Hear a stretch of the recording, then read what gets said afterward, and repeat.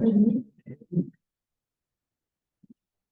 evening, ladies and gentlemen. Welcome to the Newburyport Zoning Board of Appeals for the evening of June 10th, 2025. My name is Rob Champetti. I have the privilege of serving as chair. For many in this room, I know that this is not a first time here at the ZBA, but for those for whom it is, welcome. I'm going to take a moment and call our roll, establish our quorum. I'll also list for purposes of the legal criteria, which among our members will be the voting members this evening. Will be 5 voting members in any given hearing. We do have 2 alternate members of the ZBA, so I'll just make it clear who are the 5 voting members. In the event of any conflict of interest or recusal, one of our alternate or associate members will step up and be the 5th voting member. All members, whether associate, voting or otherwise, always participate in the deliberation process, the question and answer process. They're just not voting at the very end, but in every other respect, they're fully participating in the process.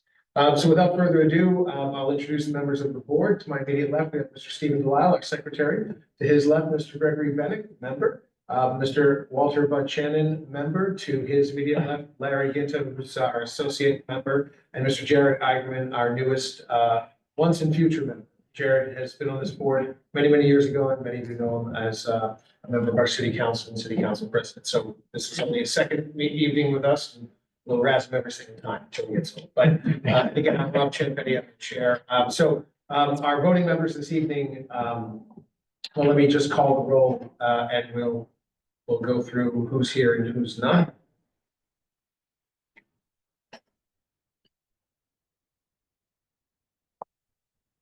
Okay, calling the roll is the Newburyport Zoning Board of Appeals, Mr. Stephen Delisle. Yes, here. Mr. Ken Swanton is absent. Mr. Walter Chen. Here. Mr. Gregory Bennett. Here. Mr. Larry Ginton. Present. And Mr. Jared Eigenman. Here. We have 1, 2, 3, 4, 5, 6 members that are present. Of the 6 members present, the 5 voting members this evening will be myself, Mr. Delisle, Mr. Bennett, Mr. Shannon, and Mr. Ginta, unless there is a recusal. So without further ado, since we have called the roll, we have established a quorum, we can do the legal business of this evening. I'm going to jump right into our public hearings. We have a matter first on our agenda, which is Mr. Charles Griffin. It's a continuation from a hearing on May 27th, 2025. This is an application for a variance to allow a short-term rental unit on a parcel adjacent to the owner's primary residence. In a moment, we'll hear from Mr. Griffin. Is he attending this evening? No, it's going to continue his request Oh, thank you. July 8th. That's right. This is a matter where we have been asked by Mr. Griffin for a continuance to the meeting of July 8th. That matter is before the board. Do we have a motion to approve the applicant's request for continuance to July 8th in a second? Recused myself. It's matter. Very good. Okay, so that would be. Okay, thank you, Mr. Bennett. Okay. And seconded by Mr. Ginta. Motion's made to continue to July 8th by Mr. Bennett, seconded by Mr. Ginta. Calling the roll, Mr. Bennett. Yes. Mr. Shannon. Yes. Mr. Ginta. Yes. Mr. Roger. I have to recuse. This is one that predates me. Very good. And Rob Champetti, I vote yes. That's 1, 2, 3, 4 in the affirmative. The ayes have it. Motion carries. Matters continue to July 8th. To take a moment before we go into the second full hearing on our agenda, I'll just take a moment and introduce the individuals to my immediate right, Ms. Caitlin Sullivan, who's our city planner, and Ms. Gretchen Joy, who is our note taker and our keeper of the minutes. When we go into the next public hearing, just for those that aren't familiar, we will open it with the applicant's presentation. We'll ask the applicant to go ahead and present. We do ask that you kindly take the podium if you're comfortable. So this way it can be broadcast to anyone that might be online. There are very few, but there's still some. And we simulcast on online as well, holdover from the bygone era of COVID. But this in front of me is the camera called the OWL system, and then the microphone will allow you to be heard. Everything that we are seeing that you have submitted is also being broadcast for anyone who's online, and it's on the screen behind us. So all the members have their laptops. We're looking at the same thing. So we'll ask the applicant to take the podium, present the application. After that, we close the applicant's presentation portion of the public hearing. We go to public comment. At that moment, I'll invite anyone in the public who wishes to speak in connection with the application to simply raise your hand, give us your name and address, and feel free to speak your mind. We ask you to keep it within 2 minutes if you can. We're very generous with sort of discretion, but it's been a self-policing process. You do not need to be pro or con, though you're welcome to say you are.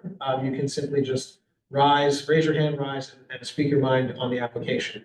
Know that if you pose a question in the form, if you pose a comment in the form of a question, we mean no discourtesy if we don't respond to your question directly, but rest assured, we'll be listening to the questions, and you will hear it in some form or another shortly by members of the board in the third segment of our public hearings, which is called Questions from the Board. After public comment in the room or any questions online, I close that portion. We get questions from the board. This is when members of the ZBA will pose questions of the applicant's representative. They will often adapt questions, comments from public comment that are framed in the form of a question will be repeated or restated or paraphrased by a member of the board. After we've completed that, we'll close the questions from the board and we'll go to the final segment, which is deliberations. That's when you, essentially, all of us get to hear ourselves and each other deliberate out loud legal criteria of the applicant and the applicant's request, whether it's met, whether there are ongoing questions, and you hear sort of the sausage making process by each of us and all of us, at the conclusion of which, once we've deliberated the criteria, deliberated the details, then at any final follow-on questions, I will close that portion, that final portion of the public hearing, and I will invite a motion to approve a vote from the membership. Keep in mind that under the Robert's Rules of Order, I will invite a motion to approve. It's simply procedural. It doesn't mean that that member who may make that motion intends to support it or does support the application or plans to vote in favor of it. It's simply a procedural mechanism in the form of the affirmative, a motion to approve, to get it onto the table for a final vote. A motion to approve is made, and then once that's seconded, we call the roll. In order for the application to be successful, it must have at least 4 votes in the affirmative. 4 yes votes means that the motion carries and the application passes. So that's really the lay of the land. Without further ado, now that we've dealt with our one continuance, we'll go to our first substantive application. This is the application of Charles Hoyt, 5 Court Farm Lane. This is an application for a variance to construct a screen porch to a single family structure on a lot that houses a 3-family structure through planning board relief. The new room is creating a new nonconformity at the rear yard setback. And with that, may we hear from the applicant? Good evening. Good evening, Chairman of the Board, members, thank you for your time tonight to hear our case. I'm here to represent Howard and Crystal Schmuller. They're sitting over here in the front row. We are here to ask. Name, sir. That's Charles Hoyt. Oh, great, thank you. I thought, Charles I just wanted to make sure that we, thank you. You're welcome. So I was hired to design a screen porch to go on the rear of their house. This is the site plan, as you see on the screen.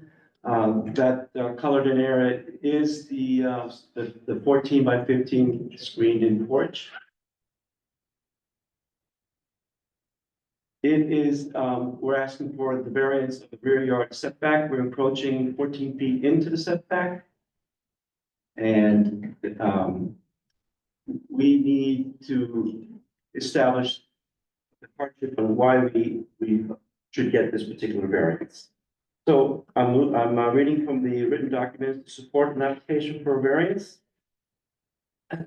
Explain the conditions and circumstances related to soil conditions, shape, or topography for the land that are unique to the applicant's lot, structure, or building and do not apply to the neighborhood land, structure, or buildings in the same district. The location of the existing house and the angle of the rear yard boundary does not allow for a small screen porch to be in conformity.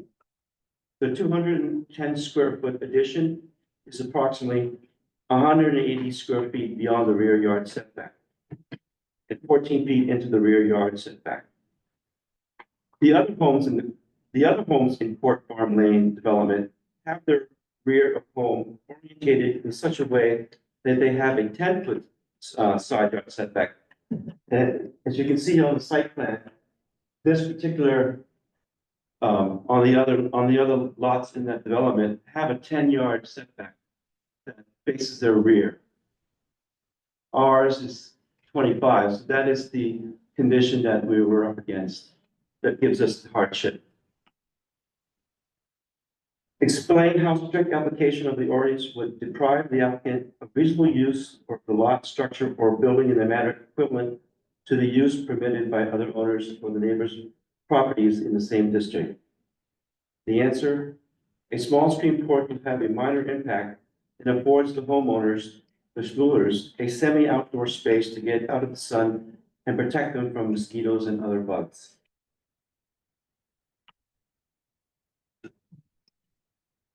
Explain how the unique conditions are not the result of actions taken by the applicant subsequent to the adoption of the ordinance. The unique conditions affecting the property were already in place. They were not caused by the schmoolers and the homeowners or anything afterwards. Explain how relief will not constitute a grant of privilege inconsistent with the limitations upon other properties in the district. A 14 by 15, 210 square foot screened room is a modest ask, and we humbly feel that granting this variance is within the spirit of the ordinance. A small screen porch of 210 square feet will not reduce the property values of the surrounding houses. It will not detract from the other homeowners' use or infringe on air, light, sun, and privacy. The variance will not be contrary to the public interest because a small screened porch will not be overbearing and will allow the schmoolers better use of the rear yard where there already exists a patio. Substantial justice will be done because the benefits to the schmoolers having a screened porch far outweighs the benefits to the public for them not having a screened porch. And I want to pass around some photographs. And I'll explain to you.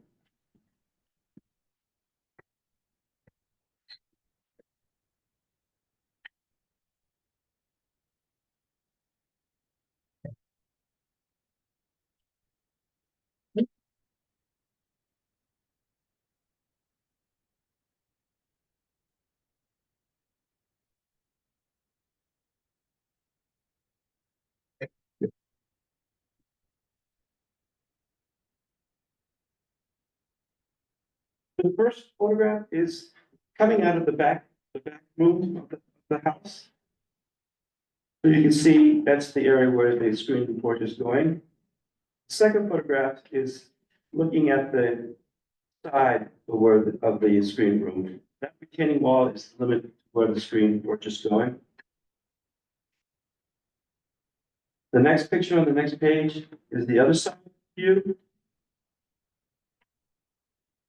The bottom picture on the second page is the fence that divides the rear property that abuts the 5-foot farmland. And again, some more pictures of the privacy fence.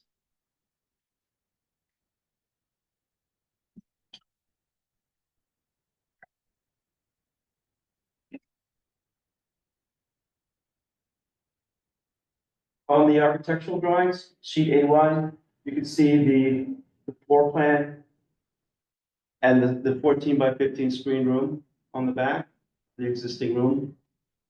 And then the proposed left elevation. Next.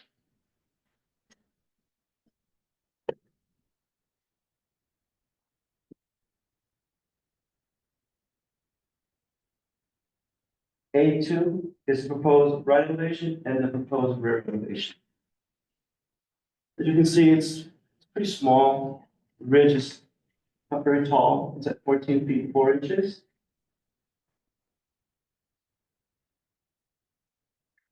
And then sheet E1 just shows that the front is no change, and that's the existing house footprint.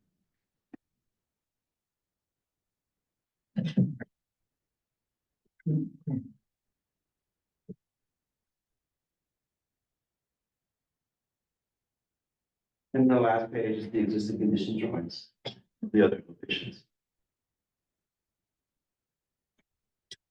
I also have Howard, Lou, or Crystal that would like to speak on this application.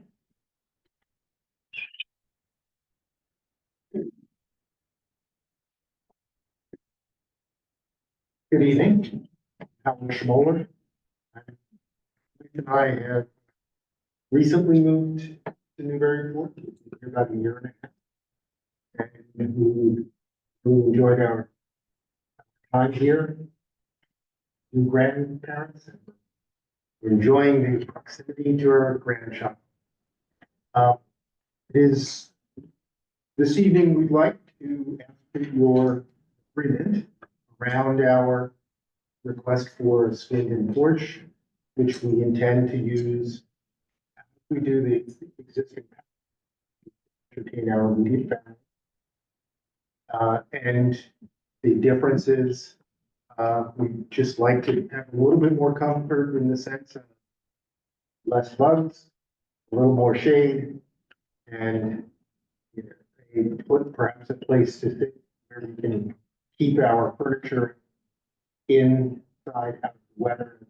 Having to periodically.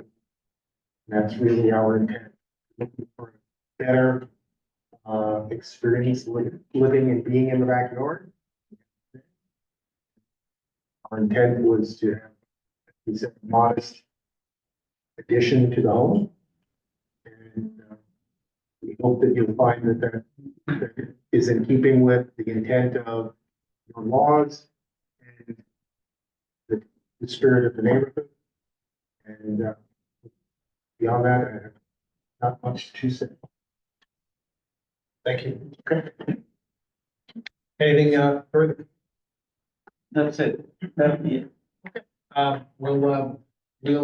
We may have questions, but we'll pause at this point and we'll any questions if we have any. So we'll close the presentation for the moment, and thank you, sir. Thank you for coming. And we will go to public comment. Anyone in the room wish to speak in connection with the application? Feel free to raise your hand. Seeing no hands. Anyone online? There are, but no ratings. I see,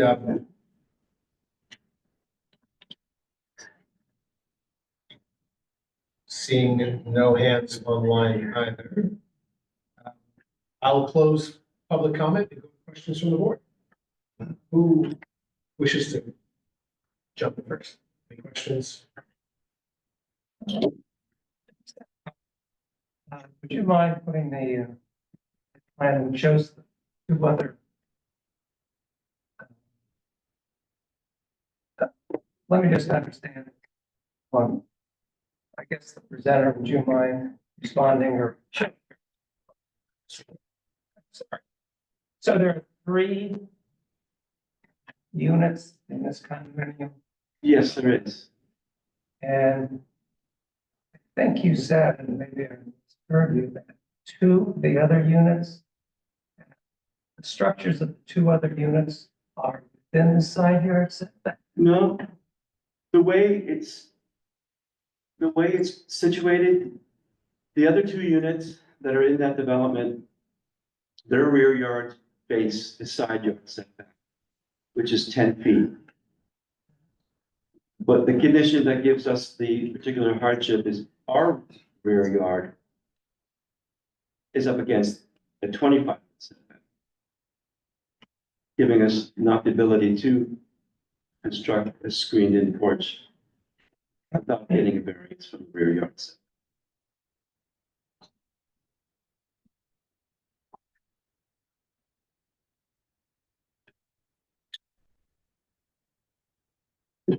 So the 2 other units, consistent with current zoning with respect to side Yes,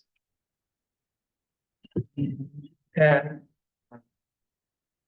there's an objection was filed, you identified behind the development, yes, and there's a fence and all trees between. that is correct. The fence and the trees do provide privacy and protection from the 2 neighbors. Are the trees on condominium property? Yes, are they on? Trees are on.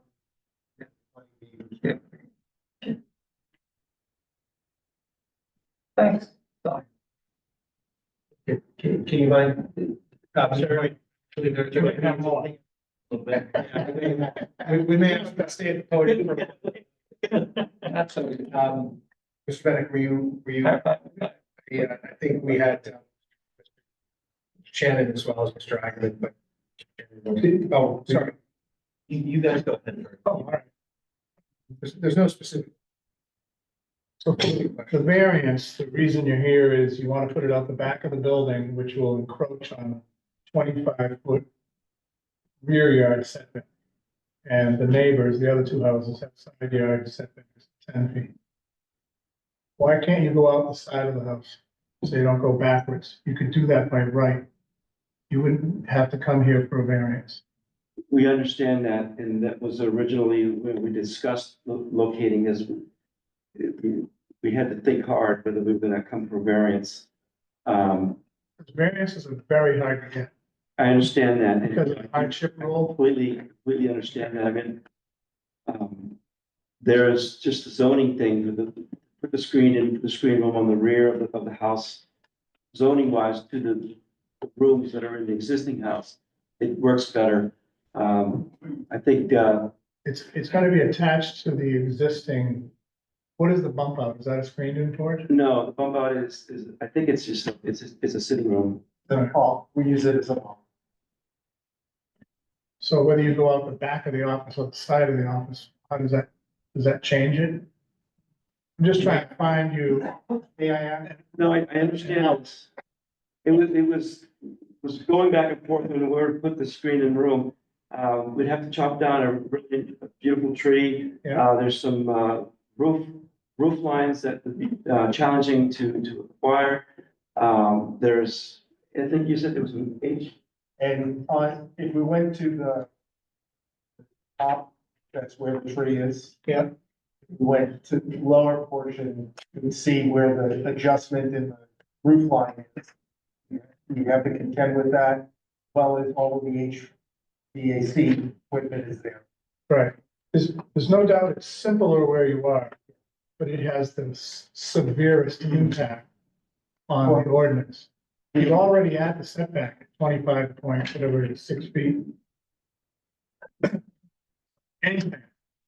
Foot, you put gutters on the building. You know what I mean? You're coming for a variance, anything you do to it. You go out the sides. We abandoned that design. In the design process, I came up with several designs. I mean, I understand the difficulties and the hardships that need to be met. So we weighed our options and we decided to go with the design that followed the path of least resistance, both in aesthetically, zoning, and we wanted to go for the variance. We felt that 210 square feet, and I know you would need to get a variance, it was just an overhang. But we wanted to give it a try. Yeah. I'm guessing none of us here are concerned about the size of it. It seems, modest. It's more private. It's how much it kicks into the rear yard setback and gets closer to the neighbor who has already raised their hand and said, not a fan. So you got 2 strikes, and you're still at bat. A variance is tougher. This board struggles with variance because of the hardship. It is a funny shaped lot, I agree, but you can go out sideways, probably legally, all the way to the 10-foot setback. 60-foot building on that sideways. I know that's ludicrous, but you know what I'm saying, is you can go out that side of the house a long way. And do it by right. You just get a building permit. Can I answer my question? But I'm done with my question. Yeah, I'm gonna take a pause here. Did you have, and you could just give us your name? Crystal Schmoller. So, and the reason we're not opting to do that, because we know we could do that without the variance, is it makes that other room unusable. Is really what happened. That's a fitting room that you have a walkway through to the exterior patio door that is there now. We have space to use it on both sides. And you basically lose half of that room and use of it. So it's why, it reduces that usage of space, and that's why, and we saw it as that patio was already in place there. And we're not using more space in that outside area. There is a patio there. That we're looking to use for the structure. Okay, we'll continue with, thank you. We'll continue with questions. Who wanted to go next? Mine's quick. I just don't understand why the other two buildings in the condo that's considered a side yard. Why isn't it a backyard? It's shown at 10 feet, the dashed line. Why isn't that the backyard under the code? It's the way the condominiums were laid out. The engineer who organized the site plan and reviewed that with the town. That's what he had put down for the setbacks. So it's just that it's on a drawing. It's not, you didn't get a ruling from the zoning administrator that that's a side yard. I can't answer that. It's a single lot. It's frontage on Low Street. It's considered a single lot. Thank you. That's all. Three houses. Okay, any additional questions? Was that it, Mr. Ackerman? Any questions? Shalal, do you have a question? Yeah, I think Mr. Shannon got my question. I was just wondering if if alternate sightings of the screen porch had been explored. There were two other explorations, and there was 3 strikes against those other designs. The one other comment I would make is if you put it on the end closest to our neighbor, we would be literally sitting in their living room. Their living room looks out. Grass in between the two houses. We thought that would be intrusive.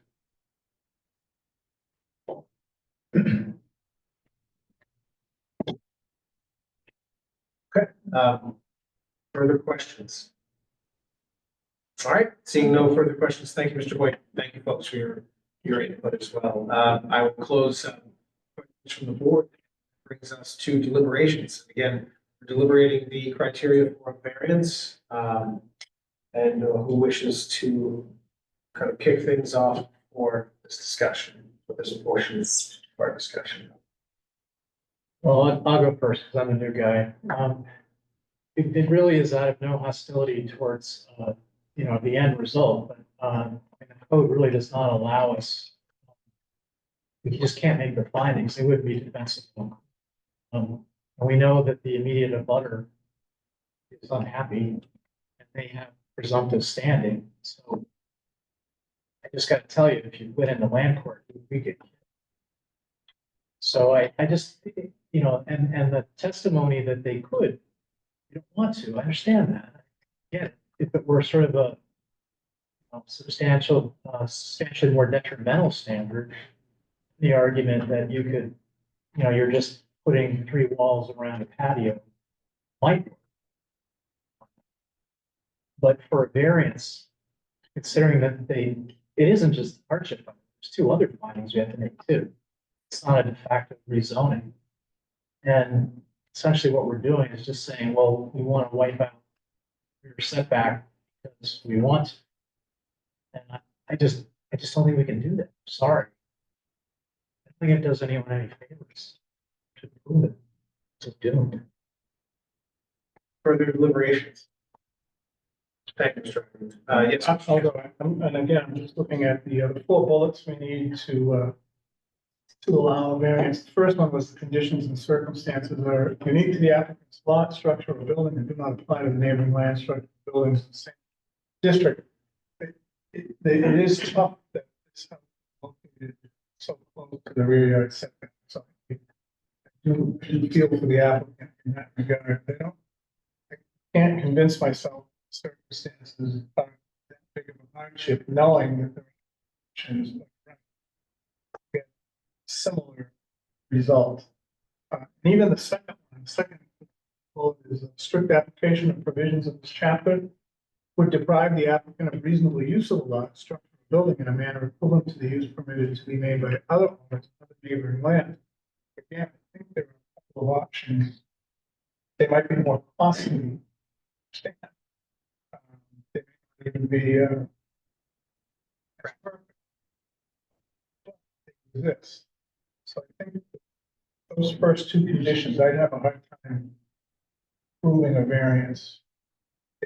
You know, if it was a foot or two into the backyard, but it's almost halfway. It's 25 foot. Close. So I would not be voting to approve this.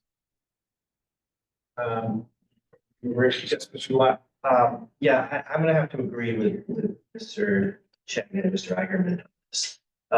I think as Mr. Chagnon noted, bullet number 2, that would be a hard finding to make based on the fact that we discussed that there are alternate configurations that maybe aren't as ideal, but they do exist, and for me, that would be difficult to that bullet number 2 is.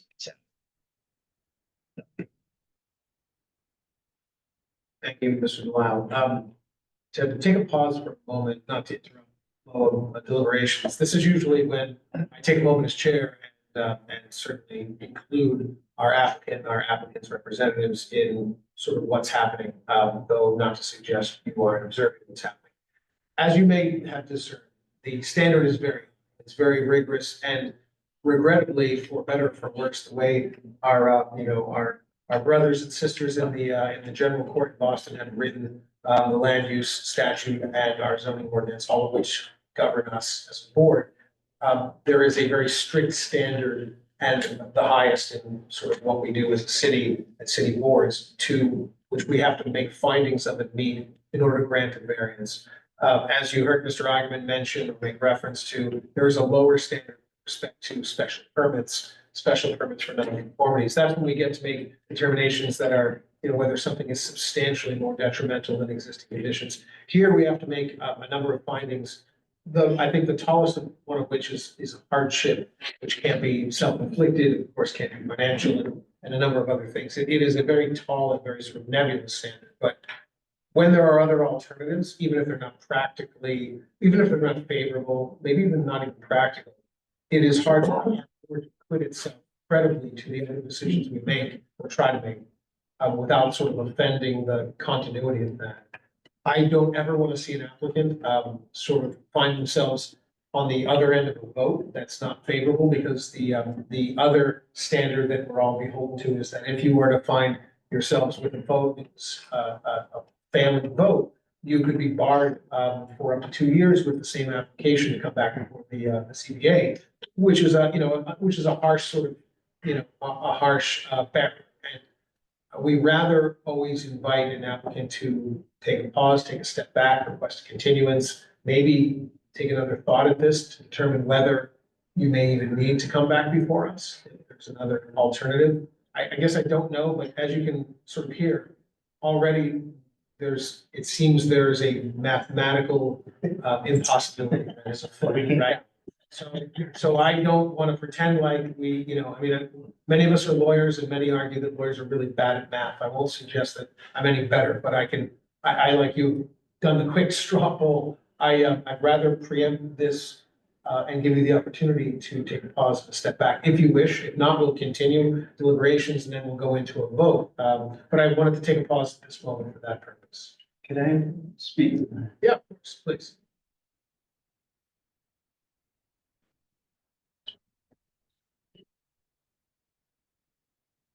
Yes.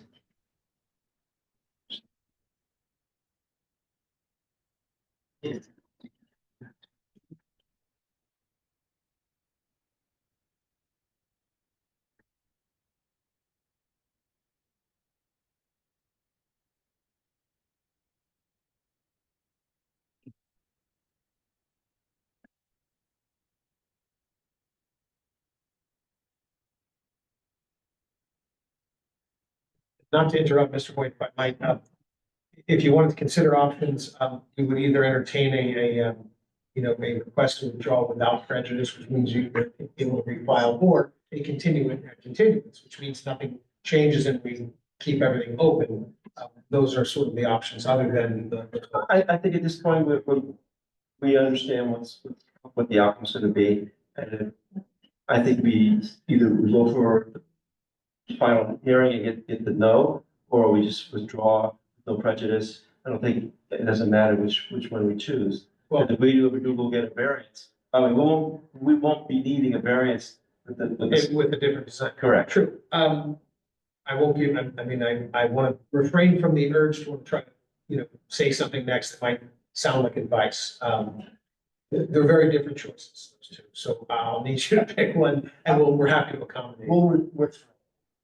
I think that's a fine choice. Okay, so with that, thank you, sir. Appreciate that. Certainly appreciate your understanding. Members of the board, so we have the applicant's request to withdraw without prejudice. Do we have a motion and a second? I'll make that motion. Thank you, Mr. Delisle, and second. Thank you, Mr. Chan. Motion, the applicant's request to withdraw without prejudice is made by Mr. Delisle, seconded by Mr. Chan, calling the roll. Mr. Delisle. Yes. Mr. Bennett. Yeah. Mr. Chan. Yes. Hinton. Yeah. Mr. Rob Champetti, that's, well, yes, that's five in the affirmative, the ayes have it. Motion is withdrawn and applicant's request without prejudice. Thank you, folks, and good luck to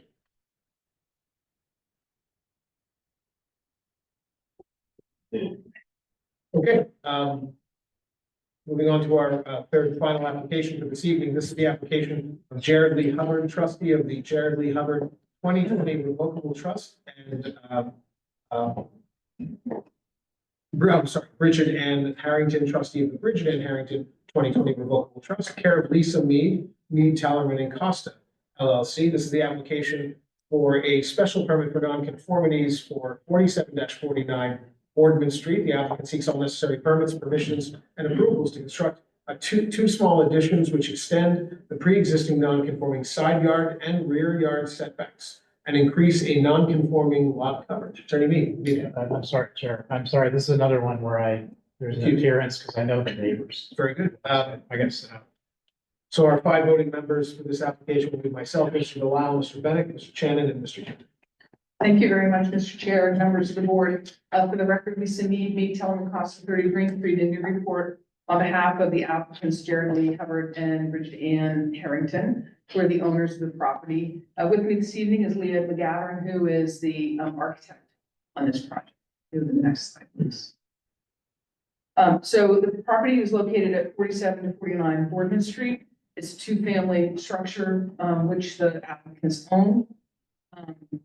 The proposal is to do two small renovations, which we're going to talk about in a little bit, which essentially are filling in a front porch and extending the entry a little bit, and then building over an existing deck in the back. Both of them are one-story additions for a grand total of 101 square feet. So two very small additions, just to give a little more breathing room to the family in their home. The project is located in the R2 zoning district, the demolition control overlay district. Structure was constructed in around 1850, according to the assessor's card, and 1890, according to the district's data sheets, where it's listed as contributory. However, because of how minor impact the proposal is on the exterior walls of the house, the DCOD is not triggered, neither is the demolition delay bylaw ordinance with the Historic Commission. Next slide, please. And the next slide. So just to give you an idea of where the property is, you can see it towards the top of the my maps. You have Washington Street, and at the bottom, at the very corner, you can see High Street. So this is the first block of Boardman Street coming off of High Street, the second house to the end, prior to getting to Washington Street. Next slide, please. The property has a number of non-conformities, not surprising. The lot area of the property is 4,392 square feet, where 15,000 square feet is required for two family in the R2. There's 52.75 feet of frontage, where 120 are required for a two-family. The lot coverage is 35.8%, where a maximum of 25% is allowed, so it's already non-conforming as well. Finally, the structure encroaches on the setbacks with the front yard setback at 3.9. There won't be any change to that, where 25 feet is required. Side setbacks, 6.8 feet and 6.9 feet, where 20 feet are required. And the rear setback is at 23.4 feet, where 25 feet is required. In addition, the property accommodates 4 parking spaces, which have essentially existed from when the house was constructed. It is 1914. We'll show you that in a minute. Next slide. So here's the 1914 Sanborn map, and you can see the property kind of at the middle, towards the top right there. And that basically exists today. Next slide, please. So here's the site plan. So the proposal is happening on the right side of the property. If Caitlin, you can just bring it up a little bit, thank you. And the kind of the peach color indicates where the additions are going. So let's start at the back. So on the rear part of the property, there's currently a deck that is where that peach area is that wraps around to the back that says deck. And so the proposal is to basically put the one-story addition where the existing deck is on the right-hand side. So that will be extending the right side non-conforming setback. And also, since the rear setback is non-conforming, it also extends it a little bit to the right-hand side. So that's one of the extensions of the non-conforming setback. The other modification is to the front of the property. Again, you can see the peach color where the porch, the existing covered porch entry is open. That will become an enclosed area, and then there'll be a covered entry in front of that, and Leah will go over that in more detail. Because the decks don't currently count towards lot coverage, and now they will because they will be a building with a roof, the lot coverage goes up just a slight, I think it's about 2.5 or 3%, from 35.8% to 38%, but that's the reason. It's not because the building itself is expanding off what is already developed. Next slide.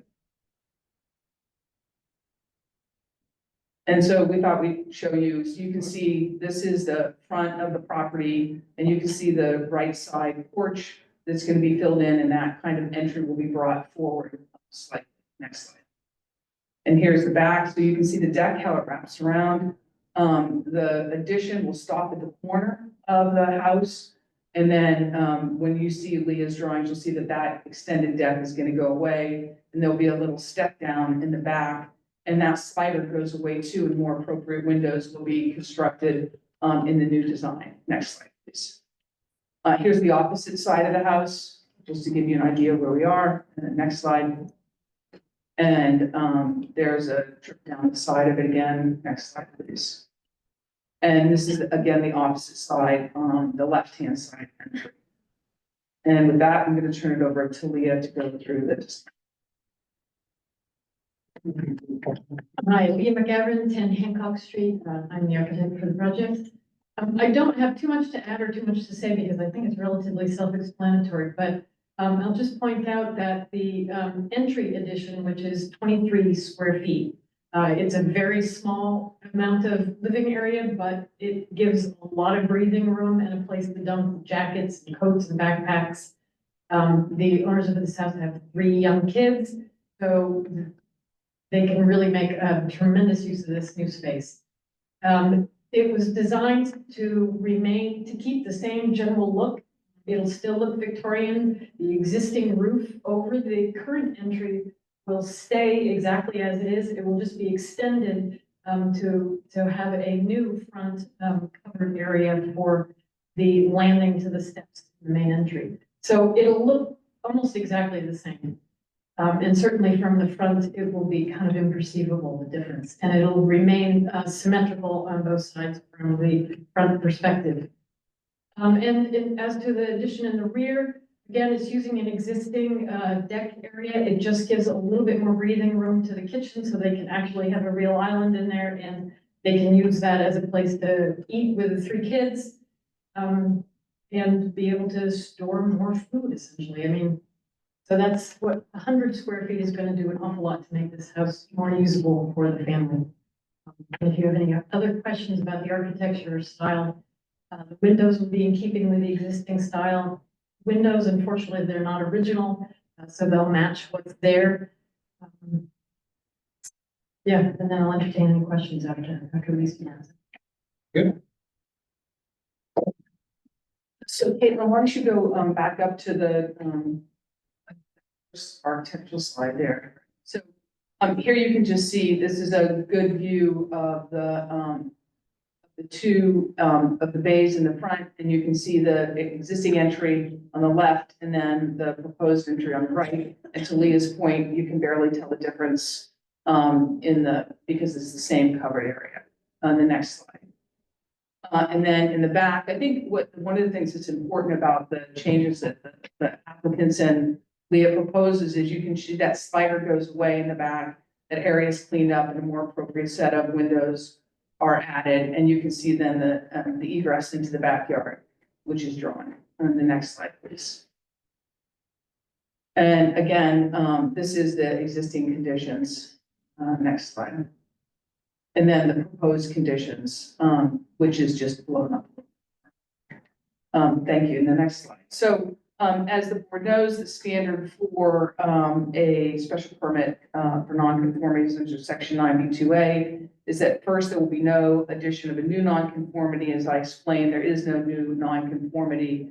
The only thing that's happening is extending the existing nonconformities, including that a little bit of lot coverage. The next is that the proposal is not substantially more detrimental to the neighborhood than the existing non-conforming structure. And you go to the next slide. And the proposal, of course, does not reach further into the backyard than the current deck does. The addition brings unity to the massing of the structure and minimally changes the view from Boardman Street, as Leah pointed out. The proposed shape and volume and massing of the structure still fits in with the other residents in the neighborhood. The applicant has taken great care to make sure that the design is historically and architecturally complementary to the existing structure as well as those around it. And is only removing 11% of the exterior walls. That's the number that's under the DCOD requirement.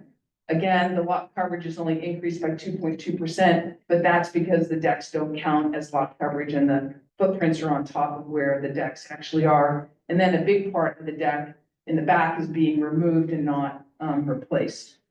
Then when comparing this lot coverage to other lot coverages in the district, if you could go to the next slide. If you look at where the lot coverage is to begin with at 47.49, well, that's the exact, sorry. If you at 35.8 and it goes up to 38, it still falls right in the middle. So there's not a big change here given the modest improvements that are proposed. Next slide, please. So we believe that the proposal can be found not to be substantially more detrimental to the neighborhood. We request that you grant the special permit. And then we just have a couple of neighborhood photos here. Caitlin, if you could do that. So this is looking up. So you've got High Street at the top and 51 and 53 Boardman Street. Somebody's very happy that somebody's going to Alabama, it looks like, on that particular house. The next slide, please. And you have 56 across the street, 51, 53. So you can see that everybody's up against the street. You know, this is typical street in this neighborhood, very tight. And the architecture is all still very much intact. Next slide, please. And then you have 60 to 62 and 56 to and 56 Boardman Street. Another bay window there, which is interesting. There's a number of those along Boardman Street. Next slide, please. And then we have Washington Street. We have the house at 4749, of course, that we're talking about, and then 45 Boardman Street, and there's nothing happening on that side of the property. I also want to say that you have 3 letters of support in your file, one from 45 Boardman Street, one from 51 Boardman Street. So those are on opposite sides of the structure, and one from 52 Boardman Street, which is across the street. So with that, Mr. Chair, I'm happy to take any questions. Good. Thank you, Attorney Mead. And we'll close that portion and go to public comment. Anyone have any comments? Folks, anything? Yes? Neighbors. Oh, Did you want to just give your name and address and? We're the Julians, we live on 45 Boardman, and we won't be affected at all, and it looks like a great plan. And, anything from you, sir? I don't see any hands online. We do. You covered it. Hello, this is Jared Hubbard. I'm the petitioner. I apologize I couldn't be there in person today. I have to travel for a funeral, but happy to answer any questions you have. Thank you very much. Very good. Thank you, Mr. Hubbard. Seeing no other hands online, no other hands in the room. I'll close public comment and go to questions from the board. Who wishes to jump in?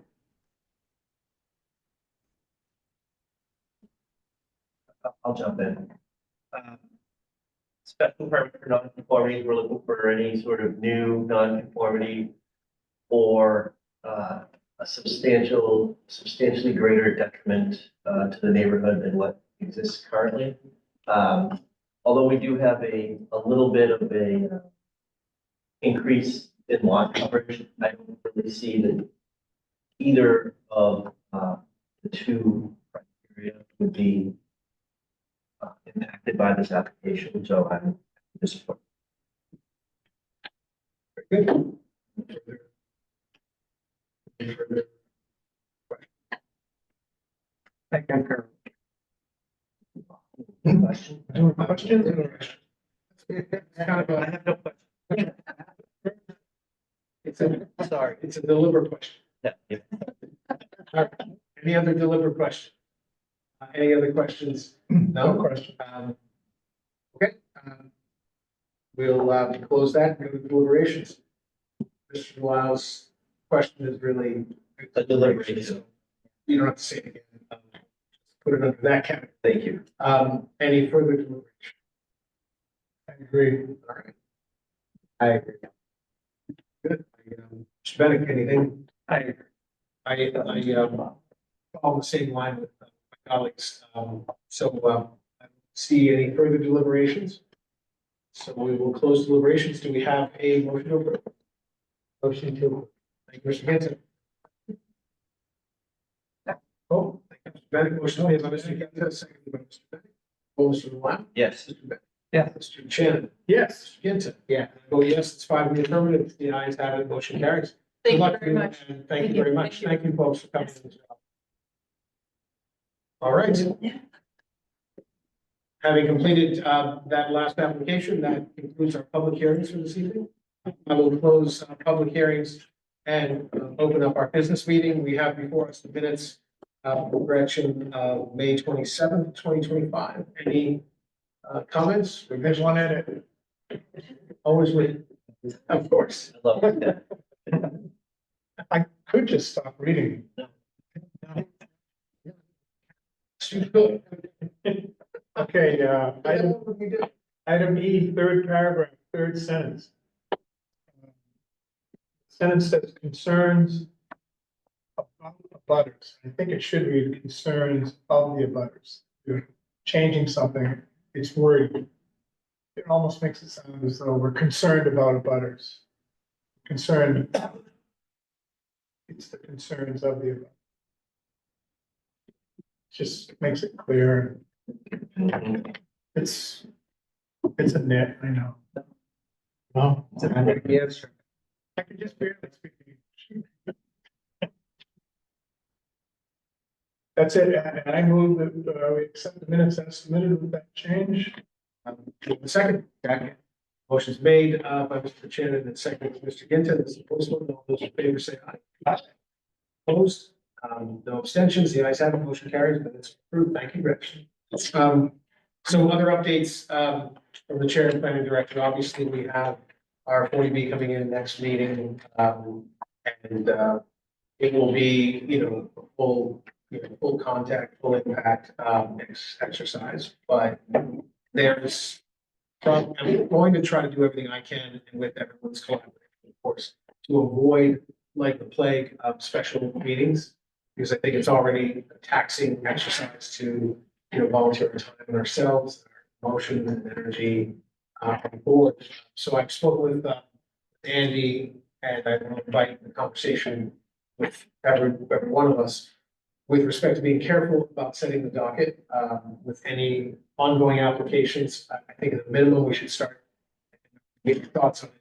We should start by having no more than 2 other sort of applications on any given evening, that we will be dealing with 40B. You know, we need to still make forward, progress. We can't just become stagnant with new applications for all of the legal and practical obvious reasons. But I think it's at least rational to have, 2, keep that moving forward. We can tweak it as we feel appropriate. Like if there's something that seems very pro forma, perhaps 2 of those, then maybe we can knock 3 out. But I want to give us ample time and energy to deal with the 40B. I also propose and love your feedback or just thought on beginning with the opening next meeting, kind of laying the lay of the land, rules of the road, what we're going to expect, what we would like to give fair and full notice to the applicant, the representatives on with respect to this tracks out. I know,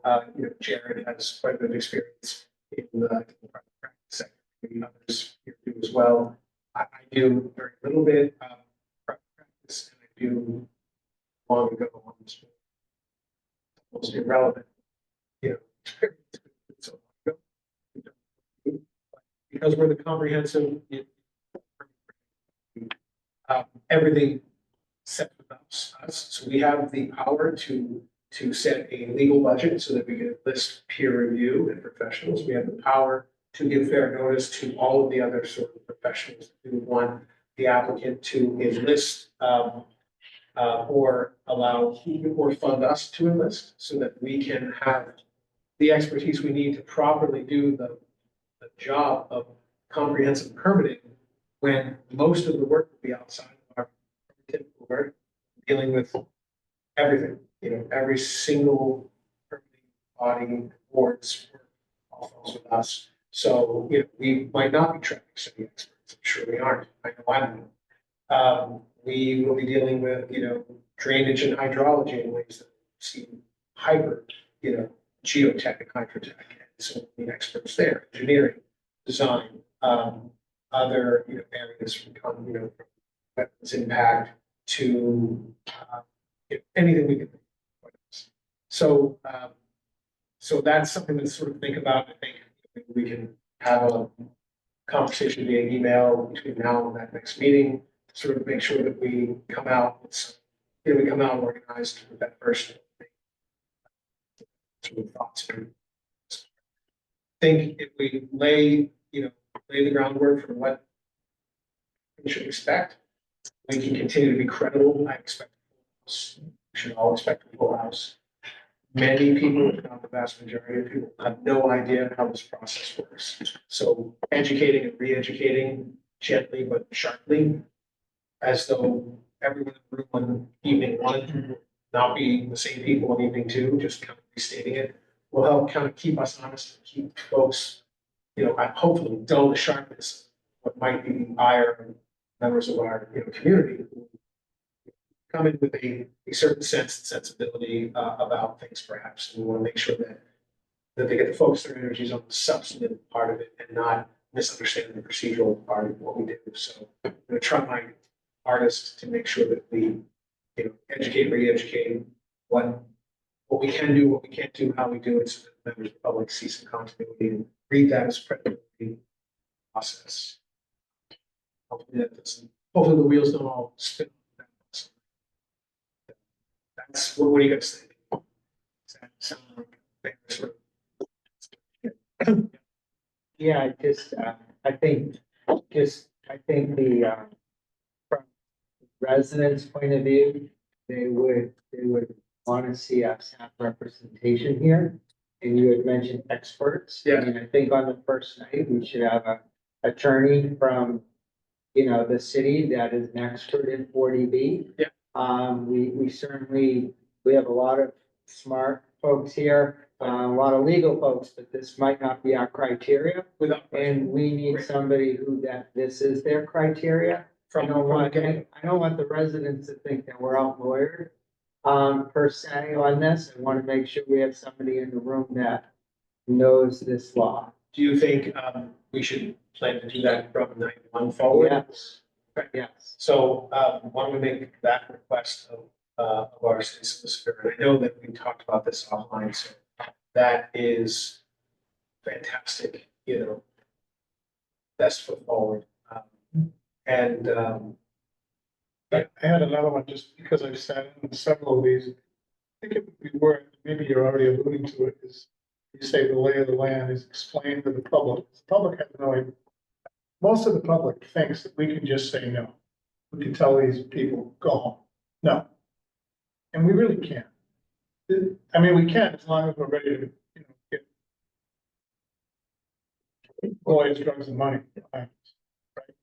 there's no question. So I think it would be good if we could explain to the public that this is a Massachusetts state law. Requires that we accept 40Bs within the guise of what makes sense.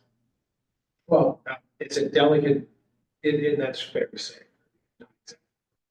And not to try to restate it in any way, but it has always been, and it will probably forever be a ballet of, you know, balancing the without tipping that scale. It's push far enough, as far as you can without knowing at what point you hit some precipice and that's power shifts. To your point, if that, you know, we play our hand and overplay our hand as any municipality, the applicant always has the option to, you know, as members of our military would say, pop smoke Yeah. at Boston. Yeah. And they would come back, they would thrust upon us what is generally acceptable Commonwealth on that standard. Which is a tough. It is. Land court is much harder than what we're gonna do in here. So, I I think that's a housing advisory committee. Yeah.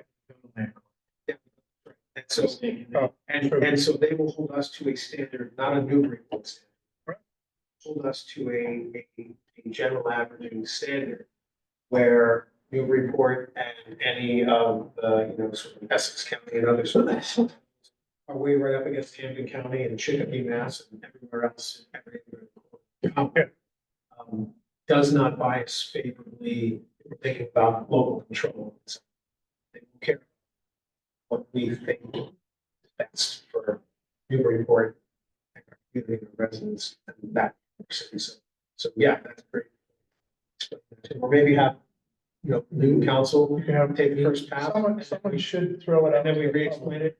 You, just from looking at it from a point, you both, what you both said is that this is the law and we have to abide by it.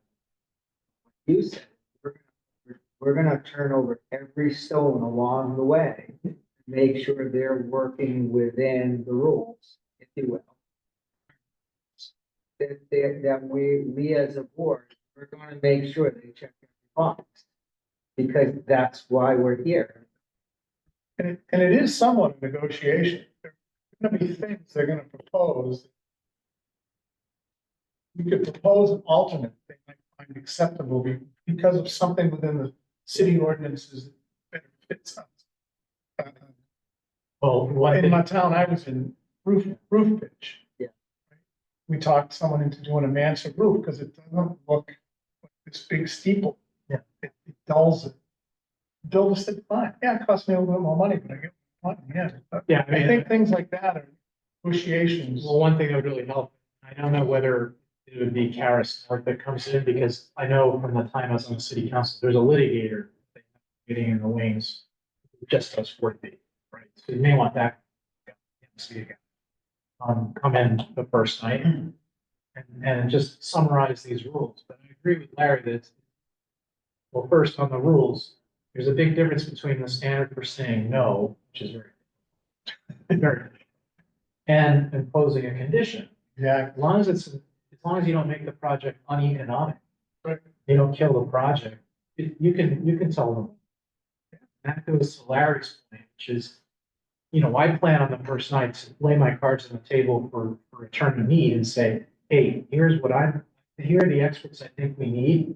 We want to get you through this process as quickly as possible. We don't want sandbagging you. But, you know, we're not experts on 1, 2, 3, 4, 5. And then put it to the board whether they want to hire those people, you know, but do that in public. So that the public knows we're being diligent, we're not just rolling over.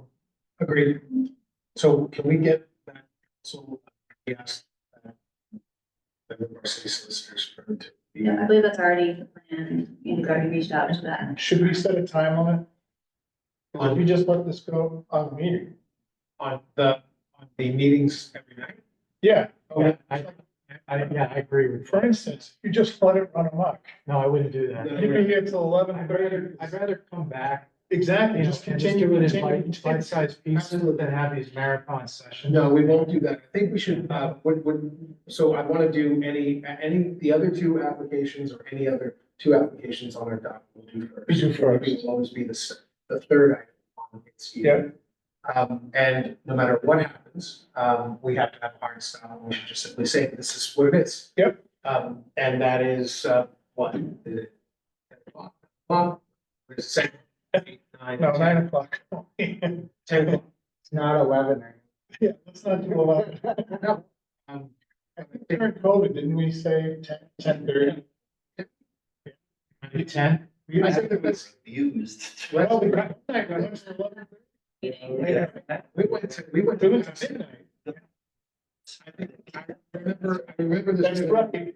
The Brian went. I said, Mr. Bennett raised his hand, and I said, Mr. Bennett, you have something you want to say? He said, yeah, I want to say, I want to go home. I said, do we have a second? And honestly, it woke me up to the fact that, you know, we had forgotten that we work so hard for, you know, for our community, right? We forgot that we're also human beings and like families and a circadian rhythm that needs to be met, other things, right? So that was almost midnight, that was late. Yeah. It made 12 hours of coffee. Yeah. Just a comment that the former president of the council should bring up to you, is that you have to limit public comment because. Oh, no question. We talked about that as well. We're gonna run. But you, Yeah, you you're gotta gonna do whatever, you're you gonna have to do it every every meeting. single Be a part of Yeah. this. I'm going Yeah. to, when I, like, so, I mean, I know that you guys all suffer through my sort of, you know, my opening shtick, but I do that as a preventative measure as well as an informative, hopefully informative measure to tell them what we're going to tell them, that tell them what we told them. And so to speak to our, you know, our peers, our members and our fellow citizens in the community to say, this is how this goes, this is the flow, this is the workflow, these are the segments, this is what we do. This is the time limit. We will exercise discretion, but we will also be very courteous to tell you time's up. And it's not because we don't want to hear it, it's because others are sitting and waiting to have their moment too. It's not fair to your peers, your other, you know, your member, you know, your fellow You neighbors. can also comfort them. I mean, unlike some of the city council things, they're gonna get more bites at the apple because the hearing's gonna stay open. Yeah. You know, so when, say, for example, you know, we have a first meeting, people get 2 minutes. And we have the next meeting, they get another 2 minutes. Right. And it'll be different topics. And I think that Maybe we won't have heard back on stormwater. We'll get a chance. I think, you know, we should also think about, I mean, honestly, the more calculus we bring into this, the more content we can perspective. It's great. Now, thinking about it and listening to you guys, in addition to the 2 minutes, which we'll hold to a rigor, at least tell them we will, and we'll exercise. I'll exercise like, you know, gentle, you know, discretion to allow people to finish the thought, right? With fair warning, just like but we should also limit how many of these 2-minute increments will we. Well, you have the, in my view, you have the ability to say, there's 50 people in the room, so we're gonna have 1 minute. Or you can make that determination before we even get to the meeting, that there's only be one minute.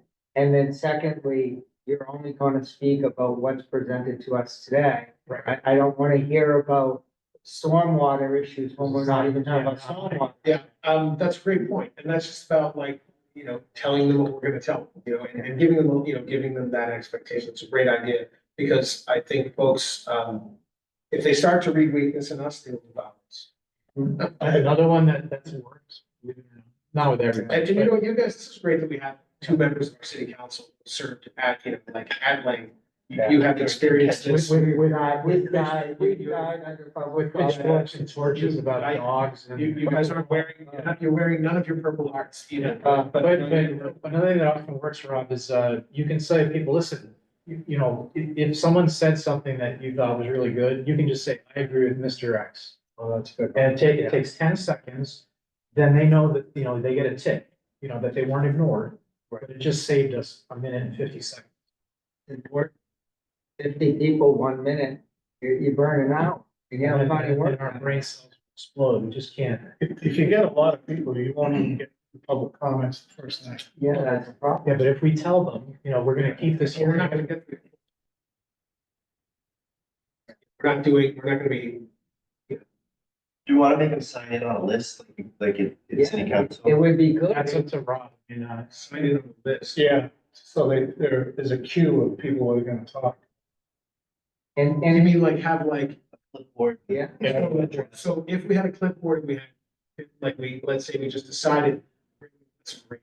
Regular police, if we create a sign up list that has, you know, if we decide we're doing 2 minutes, or let's say we get more comment out of 1 minute comments.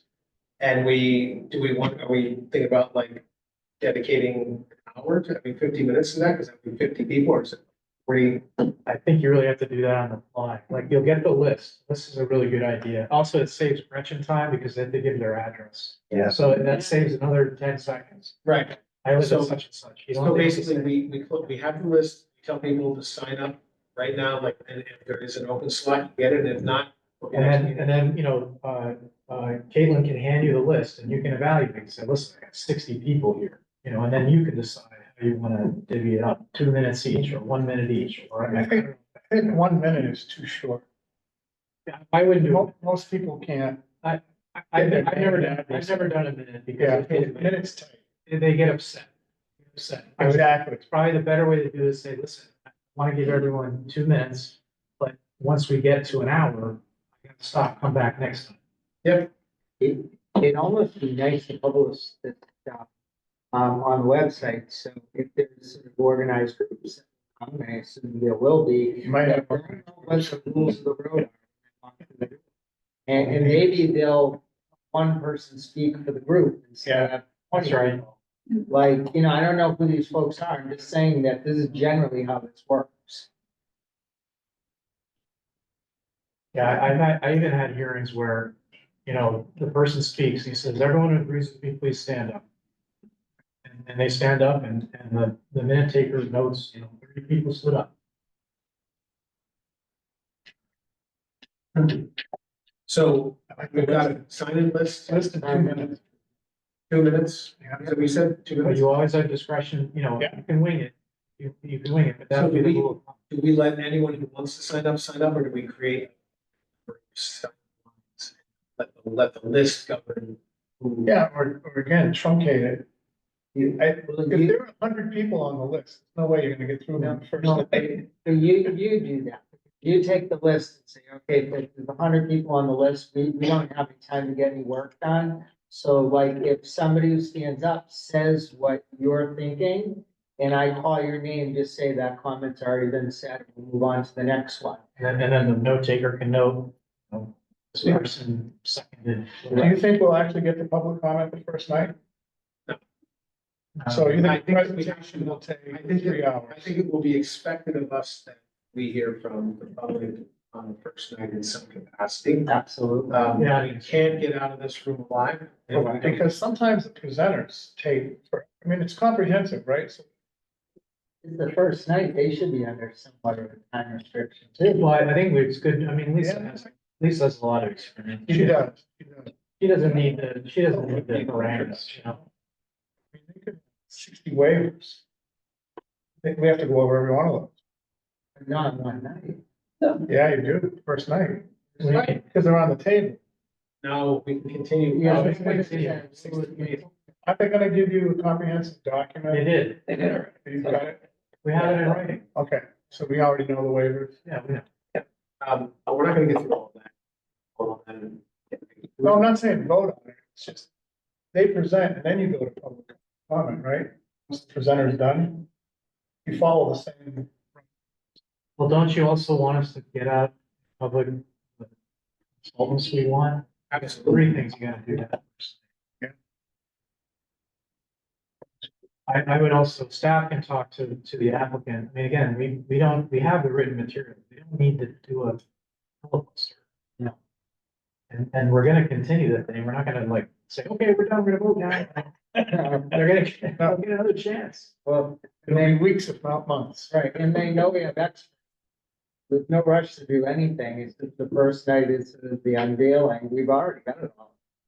The public's gonna wanna be heard from. There's a lot that's gonna be jammed into the first night. Okay. And is Thank God we're all very handsome. yeah, exactly. Is it still a 90-day window? And ask for continuance, extensions?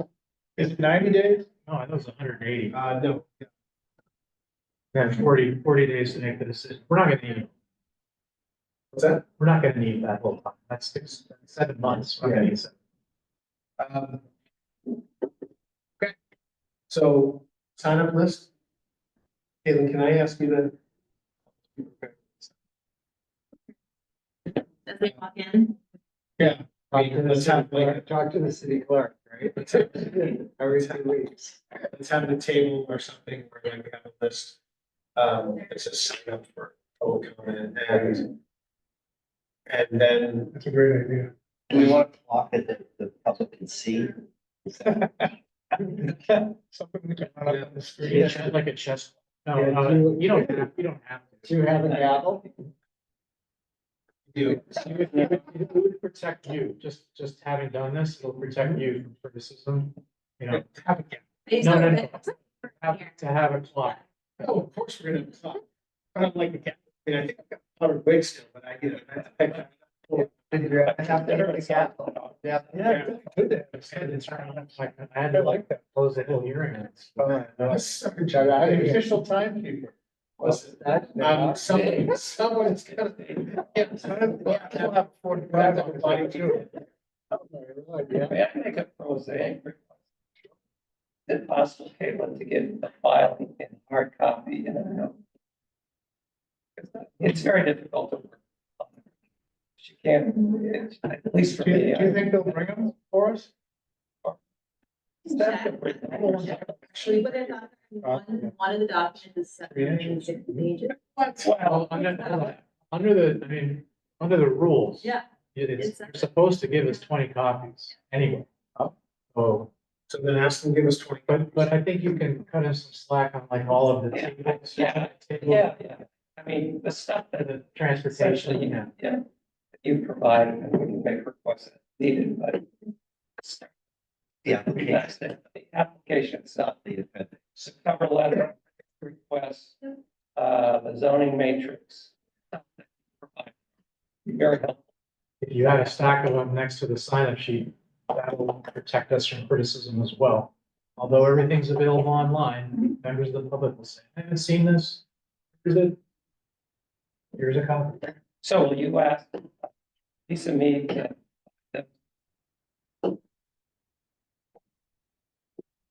In advance, right? If she, yeah. And have copies to be, Some. yeah, have a few just to be Some. borrowed, but then returned to a table or something. Or- Believe me, it'll save you a lot of heartache. Okay. Another question. Sure. Closest the city to the 10%. Really close. We're at 9.45. Very close. In fact, if this year we were to approve 42, we would also be statutorily exempt. 42 units is the only thing keeping us. Yeah, that's good until it makes sense. For the next Give or session. take. We're real close. But it's the same as not. We gotta know what we say.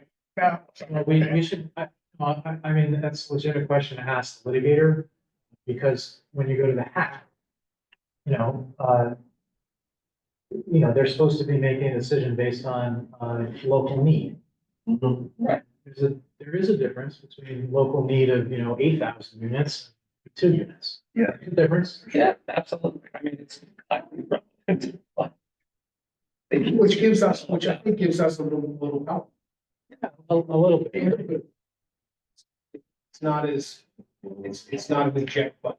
It's easily be feels aggrieved and wants to. You know, as a man, Simply punch, press it. would be helpful to me to understand what that notion of, local needs, if it's 10% and we need 50 more, and there's 200 something, what's the legal significance of it? Can we nick that, can we have, I mean, see what I mean, Rob? I mean, I just like to know what the parameters of our, because the whole notion, the whole standard is local needs. We have to defend local needs with state, local needs is ridiculous.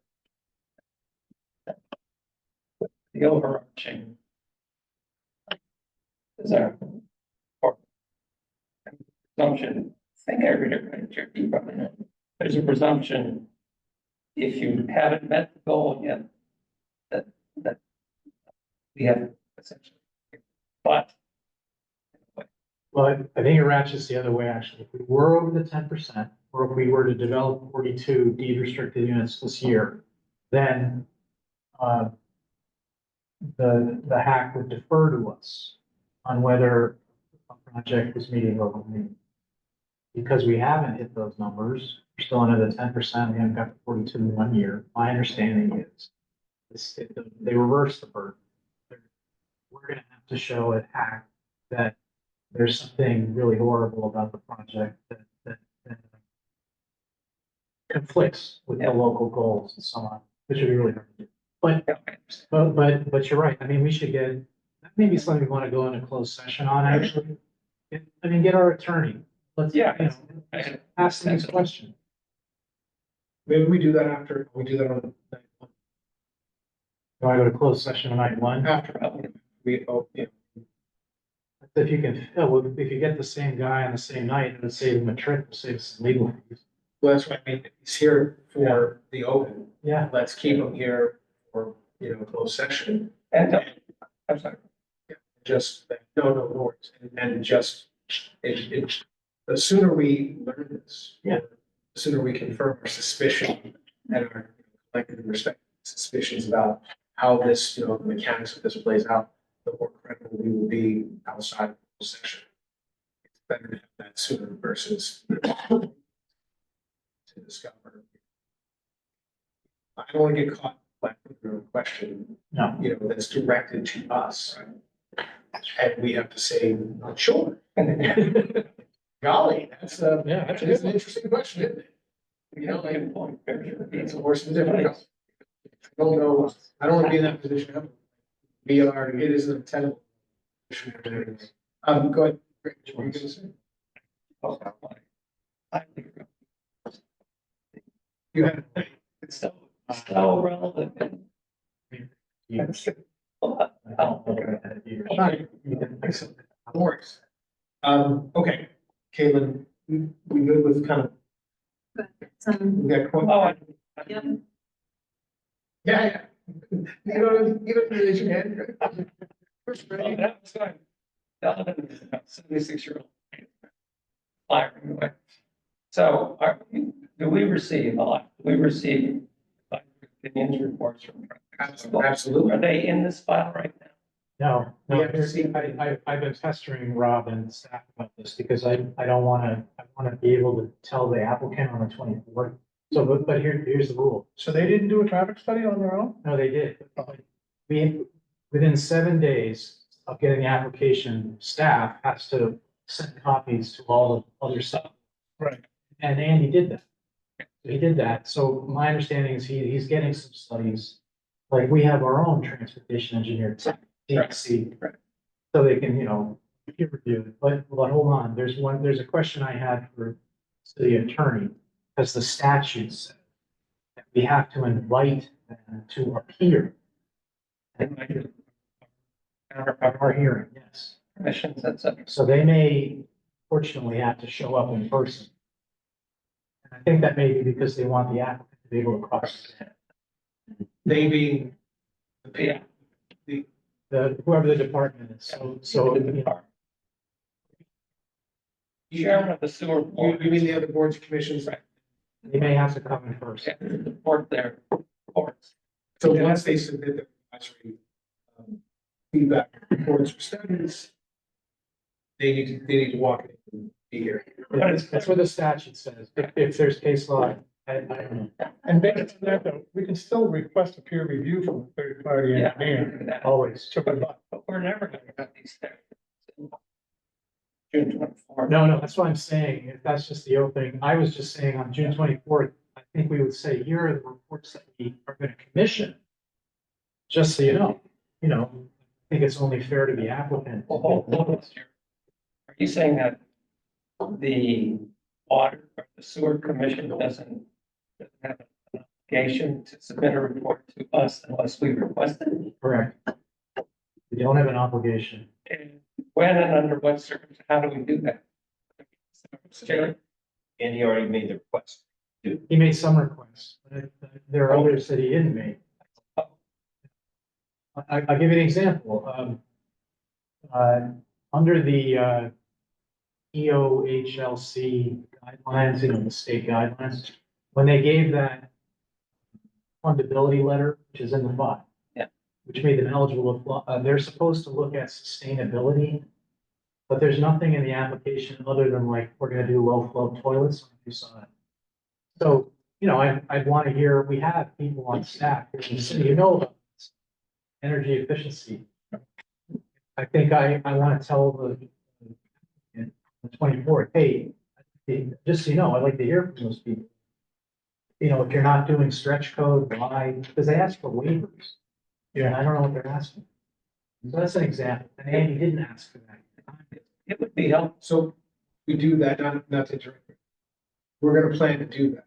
Yeah, I want to put the cards on the table. I get that. I think the board has to vote. I'm just because I get it. You guys. Yeah, we ask Andrew who his request reports are. And who he hasn't. Yeah. And what the universe is. I'd like to know the universe of people in the city who can weigh in. Yeah, well, there's an SJC decision. The universe of people is everybody. Okay. Anybody you An want. official city That's what I mean. commission. You're not limited. They're in the statute. Yeah, you're not limited to any set of boards. Okay.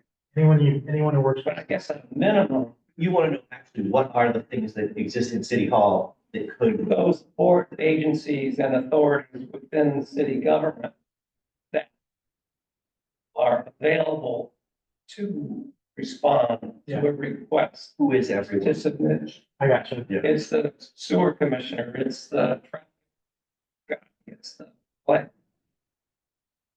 Yeah. Am I being?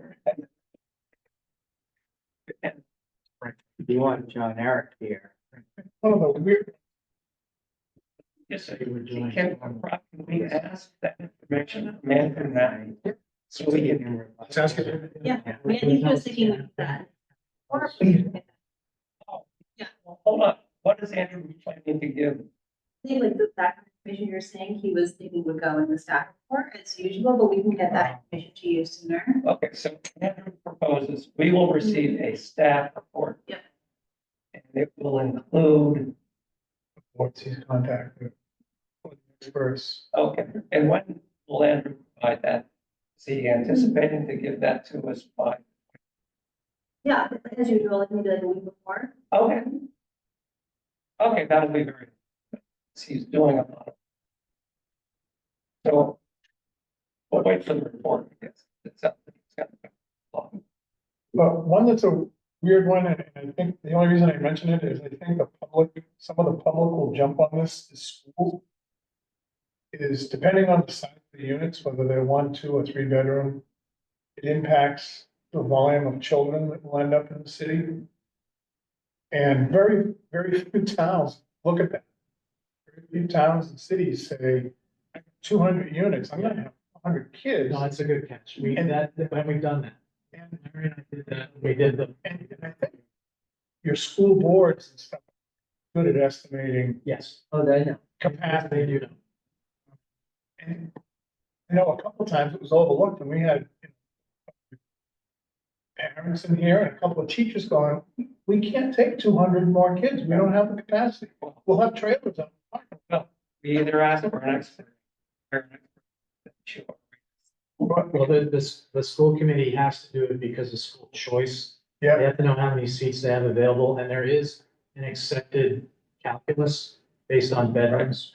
So we did that already 10 years ago for a couple. And the reason it might be important is, I said, sometimes this becomes a negotiation, right? Oh, yeah. So if they have 200 plus units, right? Let's say they have 50 in the 3 bedroom.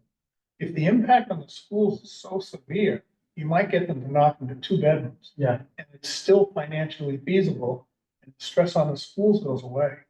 Because 2 bedrooms are usually 1 kid, maybe 2. 3 bedrooms are 2, 3 kids. Because of the case law, this administrative quasi judicial board, it's a little tricky, you know, what we can and can't do, but it's absolutely something we should ask. Sure, And just so we're aware. So we're aware, because I mean, it'd be a non-issue, like, for example, on the 40R 10 years ago, did the calculation, you were good to go. Yeah. And we might be good to go, but it's just 200. If we don't ask the question, We won't know. how would we know? And how will the schools know? The school system should be adapting to this fast. You know, here's a there's no question that potential impact in new student enrollment in our school system exceeds our school system's capacity to absorb. Right? I don't know, calculus, but it seems to me that we are already, We're close to. Well, but well, that presupposes that we strip away any of the choice seats. You Yeah. know, so that means what? No, we can't, Well, we can't Rob- comply with one statute and violate another. I mean, Rob, I just had a kid graduate high school, so I'm with you, but that's not what we found 10 years ago. Is that right? Because they've been predicting a decline in population, which is kind All of. right. Well, I don't have any calculus this morning. Let's just say, let's get it in the record. Let's get it in the record. So we need to address this. This is where I'm gonna divide everyone here. Yeah. If you see something, say something, like on night 1, that's when the clock starts. Yeah, Let's not leave anything out. Let's be heard, being heard. Let's be on the record with respect to the ask and include more than we might even think we need. Sure. And cast a very wide net with respect to experts, expertise, boards and commissions and city departments, and department heads and corresponding reports and review and such that will inform our ability to do this work. Can I ask a question? Who pays for it? The applicant? yeah. The only thing that's unclear is, because it's 40B, legal fees, they have to consent to pay for the legal. Okay, Yeah. but that is not legal. But those other things, if the boards and No, they commissions pay and city departments, they're already, these are salaried. They should have. members of our city government. But I think that's. It's in there. It's in there. We asked, will the applicant pays for that? But it's only legal fees. My read, and correct me if I'm wrong, Jared, if you feel differently. My read of it is that legal fees only are discretionary and must be sent to. Right. By the Yeah, I applicant. mean, the fact of the matter is, I mean, it's not a secret. The applicant may feel pressure to agree to legal fees, but we're not there yet. We don't have to- No, but Let me ask, should we think through now or within the next 2 weeks or 3 weeks, what independent expert? Yeah, that's what I'm saying. I emailed Rob, but I didn't want to break forum rules. We haven't opened the hearing, so I was waiting until we get the staff report. Okay. But yeah, I think you guys all should think about, I thought about, well, what don't I know? Yeah. And Which also, ones did you? well, yeah, I'll tell you. I mean, it's, because we're in open session now. I definitely want someone to look at the parking layout, because that's a shared driveway, you know, for the shopping center. And I don't have that expertise. Architecture, I have pretty good expertise on that, but I'm not an architect. I think we would benefit a lot of other cities like Watertown. They always have an architect on staff. And that architect can vet the plans. They don't redesign the building, but they vet, say this, you know, look. That's two. Yeah. Those are outside. We don't have that on staff. So that's outside. Then, on staff, I want to know about stormwater. They want waivers on stormwater. I don't really understand what they're doing. So I need the city engineer to tell me, you know. And then it goes for wetlands too. Buffer zone probably doesn't matter, but I don't know. You know, yeah, it's across, there's a wetland. Yeah. And then, another thing on staff, they asked for waivers on the local building regulation. I don't even know that we have any local building regulation. So I wanted to ask Greg Earls to tell me. That's on staff. Yeah, we use international building. And we can't give any waivers from that anyway. So I don't Right. really understand, I don't really understand what it is we're waiving. Yeah, we should be asking for building code waivers. Yeah, so. Catch all. Yeah. There's some things that they're not required to give us, but would help me, like, they don't have a lighting plan, you know, and the neighbors are gonna care. Absolutely. And so, and then, same thing with the signs, they only said approve these locations, but that's not, for me, that's not enough. Does our city have a sign ordinance? Well, they want waivers for them. Directly lit versus. Oh, yeah, of course, and freestanding signs are permitted. Yeah. And others have. Size. I think the biggest push you're gonna get from residents Traffic's gonna be massive. is Same thing. traffic's right now trying to get. Traffic's awful today. Today, so they're gonna wanna have us have a traffic. Yes. And I know, and that's what I'm saying, and he told me today by email, he has asked for that, and that'll be the. Has that, but I think we should have our own independent putting Well, aside. this tech person is supposed to be contracted by us. Okay. Although they are- paid by the applicant. Yeah. So they'll have their expert from Bowler. And we'll have our expert, and then one night this summer, we'll have them both here. Right. And if we ask to have a traffic study, my experience, but that takes a month. No, they did one. They submitted. Right, sometimes you may want to rebut them with a second study, right? Oh, yeah, that's good. Because they have to put all the hoses out on the road and measure traffic flow. Yeah, they don't have to do new counts. They did counts, I read it, they did counts last summer. So we might be able to say, take the counts as valid, Exactly. now the interpretation of the Correct. counts, but Still, you still need to give lead time to your consultant. You can't just Yeah. bring them out and say. I gotta tell you, the traffic people disagree with each other more often than not. As far as the solution, like lights, this is circles. It'll be up versus to us. sign. It'll be up to us. I mean, all we can do is hear them out. Decide what we want.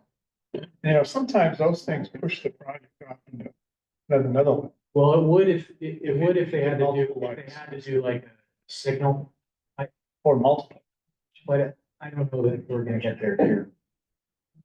I think this is still small. In my experience, 200, well, we don't know yet. Probably 100 cars in the morning Well, for 1 hour. we're gonna find out. All right, what about sewage? Yeah. On- Sewer Oh, and yeah, water. sorry, I forgot. I talked, remember, because last time the neighbors talking about backups. Oh, yeah. So I called Shaw. Can't remember his first name. David. David Shaw, who's the sewer guy.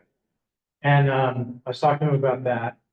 And, I can report to you that, he wasn't aware of any backups. There's odor. problems. But then That's not the sewer, that's our water. well, That's our water. Our water smells. but he said, he intimated that he needs money to finish the sewer flow for this one. So I alerted staff. I passed it along, You mean in order for this project to connect, he would need additional funds? just to finish this, Oh, I got it. finish this. And then you also notice in their application, they have a set fee that they want to pay. Right. Right. So that's one of the experts I forgot that I want to bring in. I'd like to hear from the sewer commission. How'd you come up with that fee rather than just charging? It's a big discount. Last. The last one, yeah. But, and that gets to capacity, right? Because Yeah. isn't that something that was some years ago was an issue? Like, is there sufficient capacity with the existing infrastructure? Correct. The problem you have is specific to the street. That's why we need Shaw, because, you know, Low Street and Story Avenue are gonna have very different capacity than Merrimack Street, which is pretty much. Where's the sewage, you know? So it's going to Low Street. No, it has to go all the way down to Java. Wastewater treatment. No, I understand. Merrimack Street line. No, I don't think it goes through Merrimack Street. I think it goes out through the traffic. Low Street. But we'll find out. Yeah. Well, I don't know. All right, hey, I mean, one of the things. I mean, as we kind of get ready for this, should you put together an agenda? Or, like the. for the first night. Yeah. Well, we have, what do you mean? We have. I don't know. Well, talking points or something. Some, yeah, an agenda. That. Some bullet points. What's gonna happen? The order of operation. Yeah, what's the order? I'm sorry. Sorry, it's the pain, but suggestion is you may actually want us to go after Lisa. Because we'll be able to say, all right, here are the studies that we need, here are the, then get. Because otherwise, the public is gonna assume the worst, Mhm. and they're gonna go second after Lisa and say, what about the sewer? What about the traffic? No, so just to be clear, my plan, you know, sort of the flow of show, right, it was gonna That's be, what I'm. it was going to be when we open, before we, you know, I guess, as soon as we hear their presentation first, I'm going to press pause in that flow of show, and we are going to go through our, you know, sort of list of, you know, of, Board wish. yeah, the board's sort of, you know, wish list of experts, expertise. It should be We'll go simply- preliminary, right? Yeah, I think, you know, Subject to change. I'm going to explain to the public that that's what we're doing. Yeah. But to your point, Greg, it's not a version to wanting to put something together. I just. Yeah. Don't want to. I'm just wanting us to Want to think be about the flow. Yeah, I got you. But generally speaking, I want Yeah. to share this, we can make sure that Right. you all agree. Yeah, I was But just- the moment I publish an agenda, it's I didn't only mean gonna be good for that first moment. Right. I just, it's like, Hey, this is a reality show, we can write a script, but it's not gonna be. no, I assume it's what is the flow of show in your. So the flow, yeah, so it's gonna, See that in our mind. yeah, I think just to answer to try to, and I'll be honest with you, it's synthesizing. Yeah. Beyond, I think that, you know, it will be, when we get to it, after we do our first two hearings, after I explain, you know, the original flow of show of how these evenings work. When we get through our first two hearings on the agenda, there's only two, right? The one other, another continuance. So that's three. No, we have one, so yeah, Oh, okay, this is one that because has, that's, well, there's two, but then there's one other. So it's two. Like, yeah, we have another word for that. we have one, No. and another that has not, so potentially we could have one, other presentation on another project. Okay, okay, understood. So once we get through that, then I'm gonna pause and do sort of another sort of, you know, inline outline for what now to expect as we begin to, you know, as we delve into our first 40B in the last 23 years. And explain what it is, have legal counsel there. I'll introduce, you know, legal counsel for that and explain what their role is. And then ask them to give the initial overview and then hand it back to me. I will then explain how we will flow through this into the applicant's presentation, subject matter evening by evening, that this is a, you know, that this is a, you know, an endeavor of inches and yards over multiple evenings and multiple meetings. So come every time you wish, but don't feel as though or expect as though you can get through or even two individual comments. Know well that we will get to it as part of the process. We're going to organize by subject matter so that we have a hope of being able to digest it and process this in those subject matter modules. And then we are going to begin by opening the hearing. And then we will begin at first onset, with each and all of the board members going through a list of, because of the comprehensiveness, because all of the boards and commissions and all of the work of every city department and board falls with us. We will be well outside of our areas of individual and collective expertise, which is why we have collective individual expertise that surrounds us and, cocoons us. We have to understand to ask for it. So you will hear us go through all the things that we can think of. There may be more, and we will ask the applicant to provide us with that. So if your question is framed in the form of a demand about why we don't have something yet, know that it's coming, and that's part of it, right? So then we will, after we've done that, I guess we've gone through the list of the things we need. I guess at that point, we should go to questions of the comment. I'll remind everyone, these are the rules of the road every night, starting tonight.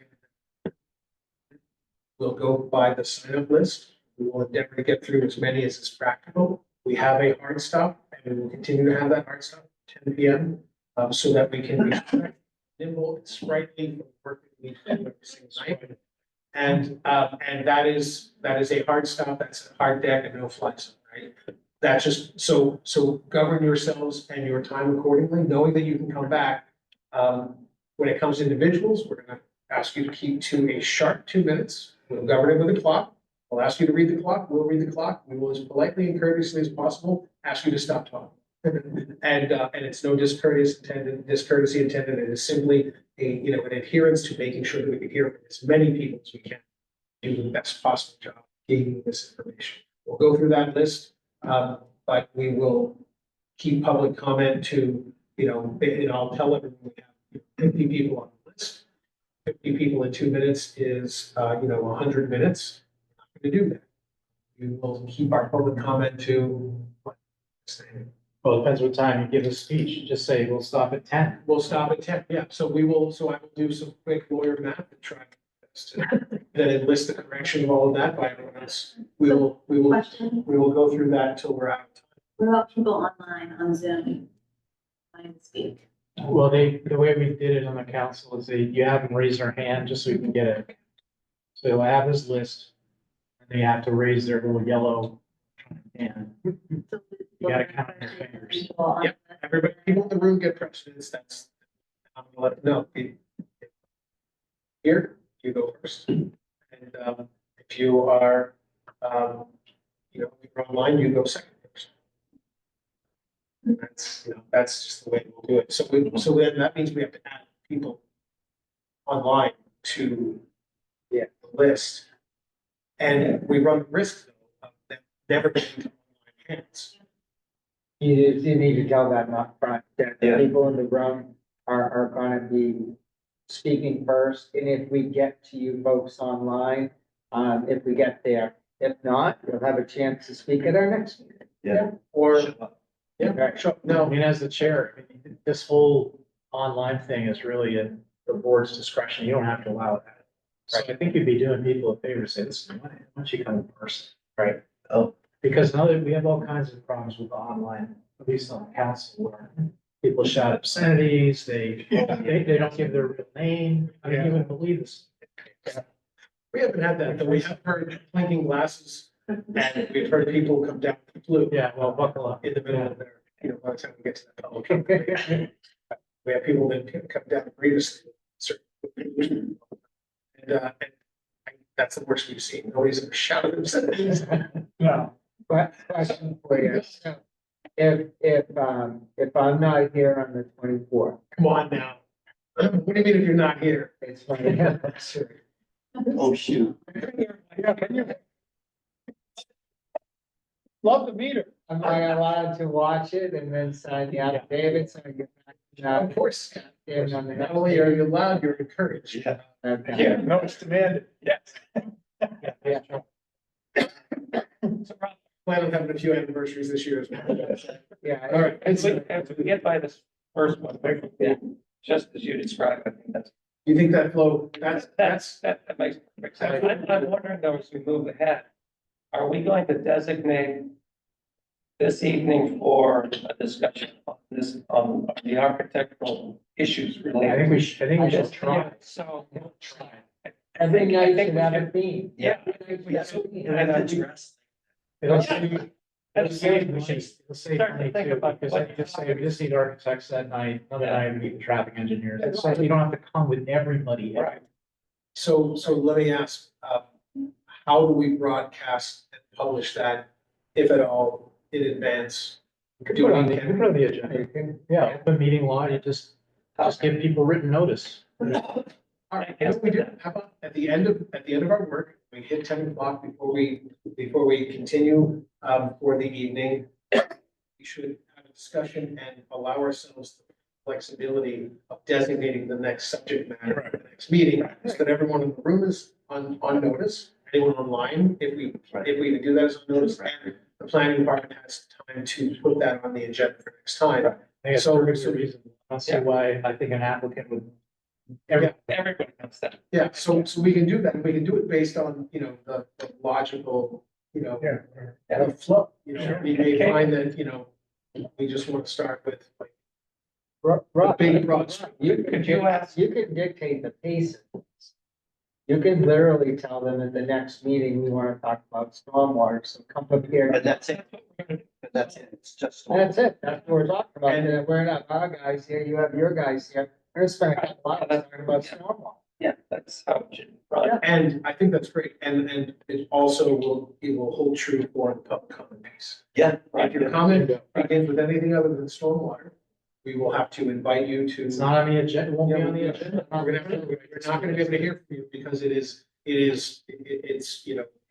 just simply unfair to those in the room, your neighbors and peers who are here to speak about what they overall, they brought the homework for the assignment.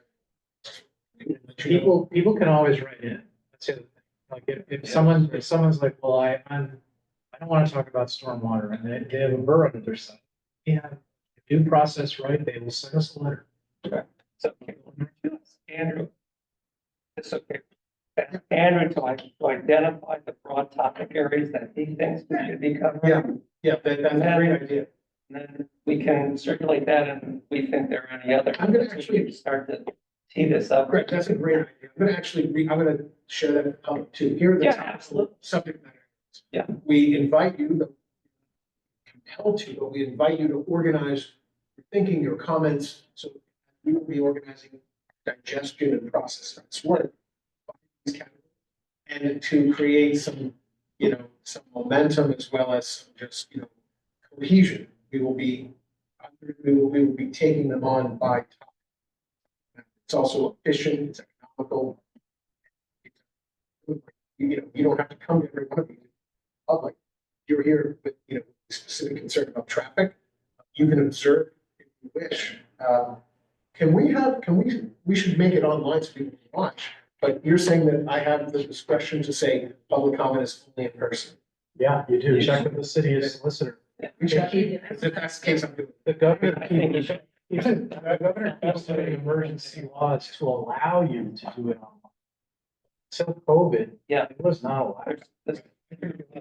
I'm managing it. It doesn't tell you to do it. It allows you. We're just gonna say, look, and if you can't come in person, we understand. We ask you to submit your comments. That's your right. If you can't come here. But there's just simply no way we can officially. I think, I'll say honestly, I don't think it's due process. Hate the. It's gonna be awkward. We voted to ban it. He did, but Stephen and I kind of wanted to ban it and then. Oh, yeah, then we got told not to do that. The thing that'll be awkward if you have another application before, I assume you'll allow the online people to talk. And you're gonna, But we know that on this one. Hearings, so, yeah, so you can it's stay not, for every. it's fair, it's fair. If it's a one-shot deal, like this variance tonight, okay, let people call it, but we're gonna be at this for a few months. Oh, yeah. I think we should consider giving fair notice to the public and dispense with online, comments anyway. It's just, it is tedious. It creates a caste system of public comment, like you are somehow, I mean, I hear it and there is a rationale behind it, but it's still, I don't love how it feels when taste or smells or sounds. And we're like, there's priority getting those in the room because we decided, and we just haven't been, we just haven't been, you know. Rather than just say it's just university. No. And now we don't, now everyone has, equal class and standing of it. If you're here, we write a letter. And we have write a letter, but Who's right? but we have to be, I like that option. we have to be able to, in good faith, that identity. It's not just for record keeping, it's cumbersome, I had no idea that. Yeah, they've actually shut off the mic. Yeah. Well, that's something bombing. Zoom bombing. Some bombing. It's, I feel so with God. All right, and all great stuff. Like this was definitely a great process to just sort of hash this out. I'll be honest, I have a better sense and comfort in, in how this flow is falling in my mind and certainly getting to share that, with you and get your feedback and critique. I just appreciate it. So I feel like there's some more and we'll be refined for sure. Yeah. But that's great. I think we've made, huge forward progress in how we're going to. Okay. All right. Motion to adjourn. Those in favor? thanks, guys.